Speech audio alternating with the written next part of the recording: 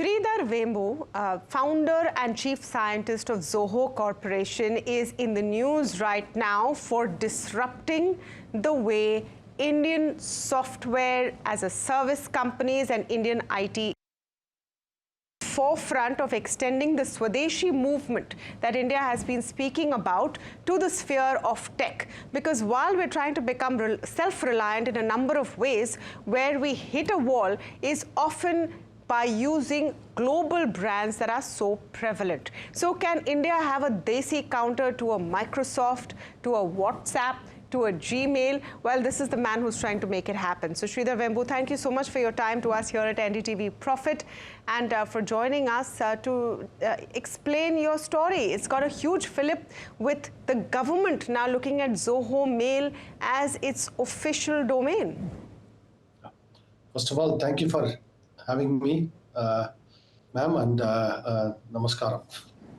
So we are very grateful for all the attention. This is particularly a Swadeshi moment right now in our nation. And not only government, but in the private sector around the nation, there is an awakening happening. I'm very happy to see it because I've been part of the whole Swadeshi Jagran Manch, the Swadeshi awakening, literally in that I've been part of last 5-6 years. And so I'm happy to see that awareness spreading now all over India. Now, having said that, Sridhar, and if I may call you Sridhar, having said that, there is one thing to want to be Swadeshi, and there is another thing to have a product that people will truly adopt and switch to. The reason why Gmail is so prevalent or WhatsApp is so prevalent is because of its ease. In the case of WhatsApp, it's end-to-end encryption and all of those factors. Are you convinced and are you confident that the products that you are providing now go beyond the symbolism to products that people will actually want to switch to and use? Yeah. So let me come to Zoho Mail. We are globally competitive. We are winning customers all over the world. We are winning customers in the US, in Canada, in Mexico, in Colombia, in UAE, Australia, all over. In fact, 90% of our revenue is coming from outside India. And Zoho Mail is one of our fastest growing products. So are we globally competitive? Absolutely. We are competitive against Microsoft and Google in that market. So that's why we are winning customers. In India, the government, the NIC selected us after very stringent competition with over 18 audits were performed on every aspect: security, privacy, our data center practices, all of it, information, are we resilient, all of it. So that's why I think I'm confident that we have really good technology in it. And similarly, Aratai, the messenger software, that actually came from our Zoho Click platform. That is also winning globally now against very tough competition from Microsoft Teams, Slack, all of it. What we have done is taken the same technology foundation and really created this consumer business to consumer offering in Aratai. So it is because of that foundation we are confident that we can compete with them, not only in India but globally.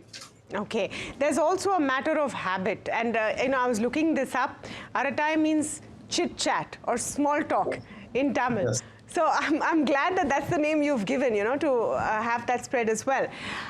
My question is, what are the reasons why, for example, anyone watching this should switch from a Gmail to a Zoho Mail or from a WhatsApp to an Aratai? What is that one proposition in each case?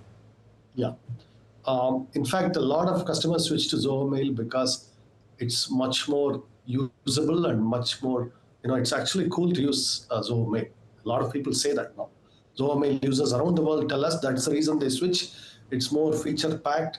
It is richer visual, interface and more usable. So that is, and the search, all those capabilities are world class. Our spam filtering is world class. We have phishing detection, all of that built in. And we are also building in the AI capabilities in it. So that's the reason people switch to Zoho Mail. Now come to Aratai. It's early days. We still have a long way to go. And we have maybe 1% of where we need to be. So I don't want to overhype it at this moment. We still have a long journey ahead. But the reason I believe people will switch is we are planning to build a broad ecosystem around it. We're planning to bring a lot of those business services, all of that into Aratai, so that Aratai is not only a consumer, a family messaging platform, but securely you can transact business, collect payments, all of this. So that's how we want to make it a platform. And the platform capabilities are already in the Zoho SaaS suite already. We are going to bring that into Aratai. That's why I'm confident we can build this. It is long haul. We are aware that it will take a long time, but we are in it for the long haul. What are the numbers in your mind? WhatsApp has 537 million users in India. By far its largest, globally, its largest user base is in India. And the reason that Indians got hooked to WhatsApp is the ease. You can find everyone. It's just very, very simple to use. I've downloaded Aratai, and I have to say, just first few uses of it. So I'm still in the process of looking for people who I know are there. The problem is the switch. How do you get people to switch? And one big question, is it end-to-end encrypted? Can someone come in and read your messages? Because that's WhatsApp's biggest selling point, especially WhatsApp calls. Yeah. So we have actually the calls are end-to-end encrypted already. When you make a call on Aratai, the messages end-to-end encryption is coming. In fact, it's being rolled out in the next couple of weeks. It's in testing literally as we speak. In fact, the version I have in my phone already has it. I'm trying it out right now. So it will happen in the next 2 weeks. So that's that we will put that issue behind us. That's not an issue. The reason why it did not happen is we were preparing for a big launch in November. We are getting all these features ready before a big launch, but it got sort of launched automatically. It went viral before we actually could scramble for the launch. That's because you got this boost from a union minister talking about it. And then a lot of speculation about you now tying up with CE Infosystems or Maps for Map My India. Is there a plan there to build a whole Desi end-to-end suite for all of these products? Take that Google Maps, take that WhatsApp. Is there a plan there? Definitely, we need to do all this. Let me state it that way. Our phone today, I'll state this bluntly. Our phones could stop working any moment because of one order. Okay, that's the truth. That's the brutal fact we face. Any of the infrastructure we depend on today could be weaponized against us. That's why we need the swadeshi technology. We need technology that is here, homegrown, that is subject to our nation's laws and regulations, all of it. And that's what we are working towards. That means the entire ecosystem.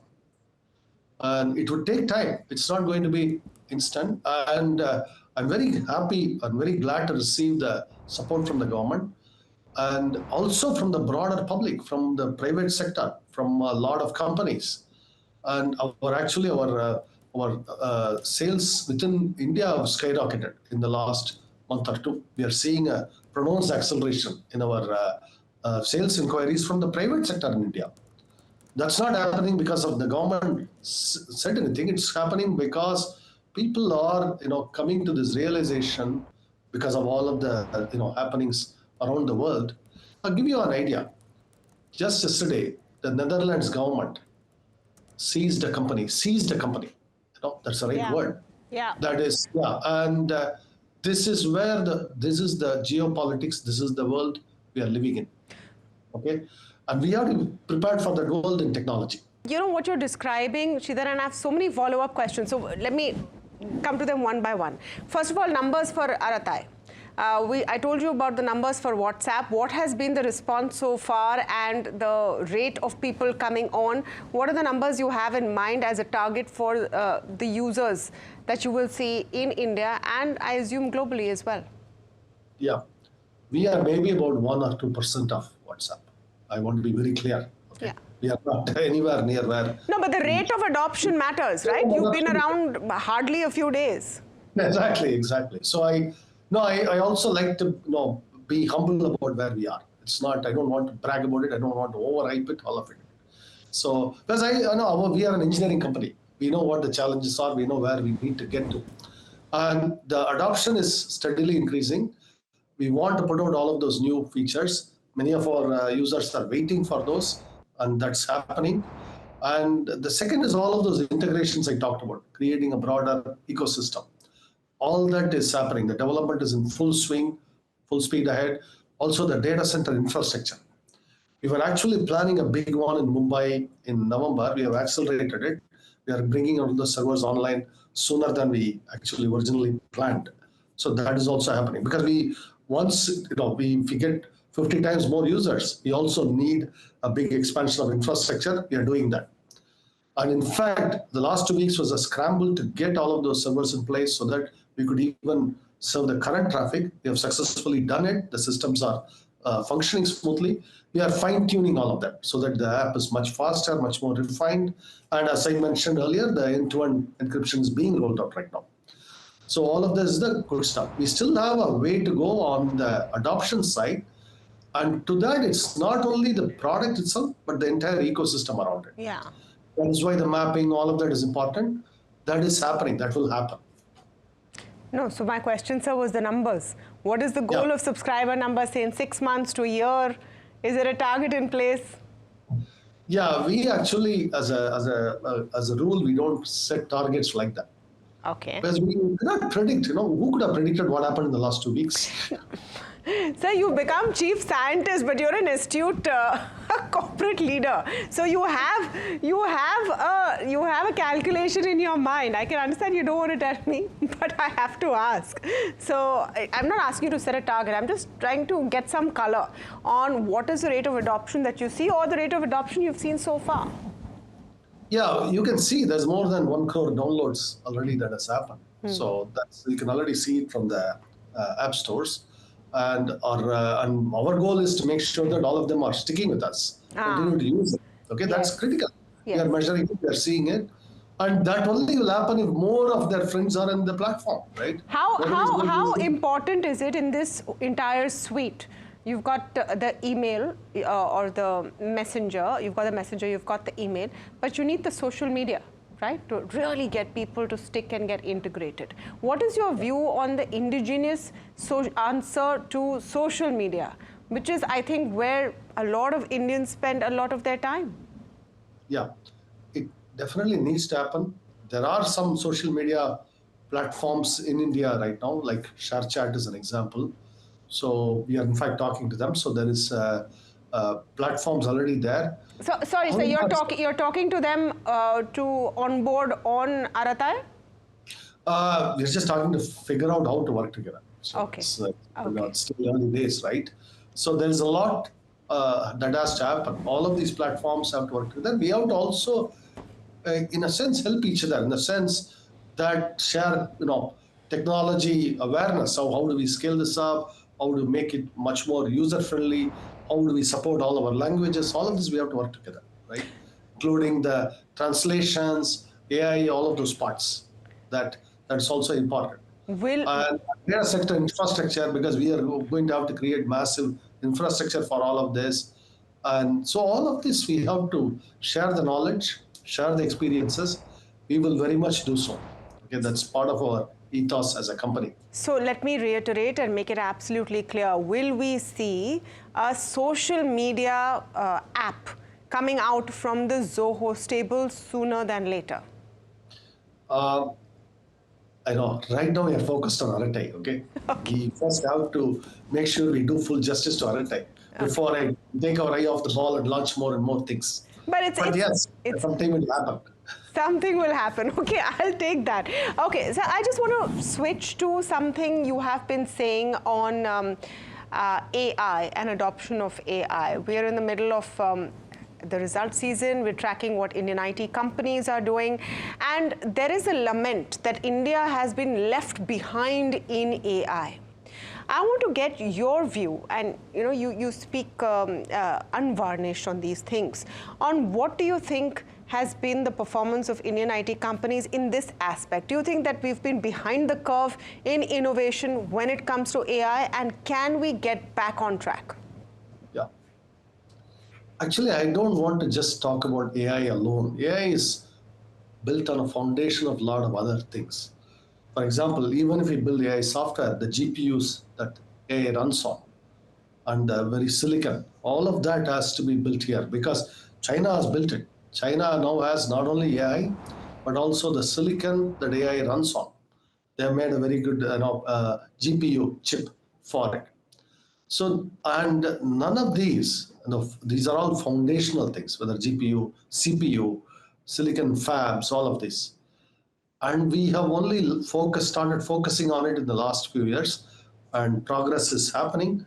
We have actually invested in GPU early startups that are thinking about things like GPUs. We have invested in them, but it will take a while for all these efforts to bear fruit. The fab will roll out, and we have actually silicon, chip design companies, fabless companies that will use that fab, the ones the Tata Group is building in Gujarat. So a lot of that has to happen. And now let's come to the AI, because AI sits on top of all that foundation. And the good news today is there's a lot of open models that are available, smaller models. So for us, we can solve specific problems like translation or captioning, closed captioning, all of those problems without necessarily the giant big models, but much more smaller models. That's what, in fact, Zoho's own Zia AI, the Zoho Intelligent Agent, as we call it, has been focused on the smaller models, smaller focused purpose-specific models, so that we can solve specific problems relatively affordably in terms of computations and energy cost. And today, that's the one big problem with the big AI models is the amount of energy required. Yeah. They are building gigawatt class data power stations in order to supply energy for these GPU clusters. That's not possible in India.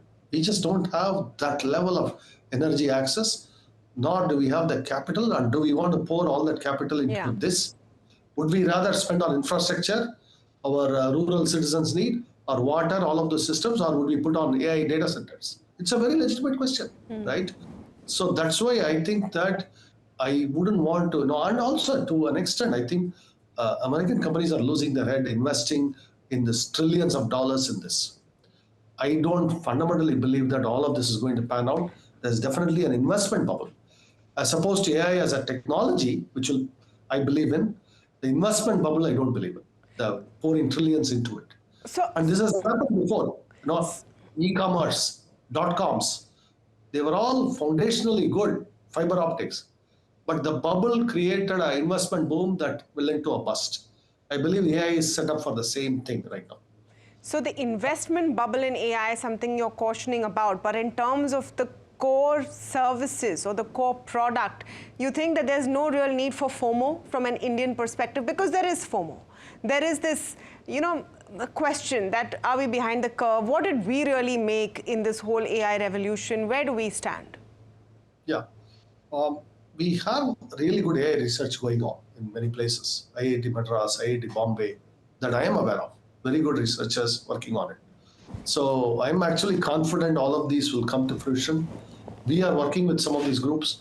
We also have our own Zoho labs working on these. So, and we actually, I am personally involved in some R&D efforts. I'm actually seeing very good things in the lab. So I am not very worried that we are going to be way behind or something in AI. I think in robotics we have invested. We are seeing some good things there. All of it. Okay, and sometimes when you see the overall hype around it and the reality behind it, they're not the same thing. We know the technology, all of it. Definitely there is a gap between this. But it is true that I wish our companies had invested earlier, much sooner, maybe 10 years ago, 15 years ago. We should have invested in a lot of this. But the next best time is right now. And we are investing in it. We have been investing in machine learning, the precursor to AI, for over 12 years now. We have a lot of machine learning models deployed in Zoho. A lot of our our data we are actually doing machine learning on for the benefit of the customer. Each user's data, they get some intelligent features using the learning models already in their own systems. So we are doing that, and based on that, we are also improving the AI capabilities that we are providing them. So I am reasonably confident we will hold our own. But the investment boom, something we cannot afford as a nation, and I don't believe we should, Okay. make it into a contest there. Okay, let's not get into the AI investment context. My last question to you, Mr. Vembu. We spoke about the geopolitics of business and investment, and especially technology at the start of this show. And you talked about a sovereign nation taking over a company. Do you think going forward more and more that industry, especially in the tech sector, will become ingrained and entwined into geopolitics? And do you see that happening from an Indian perspective as well? There's a difference between what I wish to happen and what is the reality there, right? The reality is that it's already true. The Netherlands seizing a company, a semiconductor company, in their soil, that is Chinese majority-owned company. And this is the type of happenings around the world right now. The US, for example, forcing TikTok to be divested by Chinese into American companies. This is the geopolitics and technology intertwining today. It is inevitable, whether you like it or not. This is the world we live in, and we don't get to make that world. The world is what it is. We have to respond to this in India. That means that it is necessarily now geopolitics and technology are mixed up. That's not going to change. And that's why we have to make plans. And the plan very much is that we have to have a swadeshi moment, a full self-reliant technology, Atmanirbhar, and all of these have been policies of our government, and now we have to accelerate it and ensure that this happens across various sectors, not only in this kind of technology, but in metallurgy, in materials, in robots, in drones, in medical technology, in semiconductors, all of it.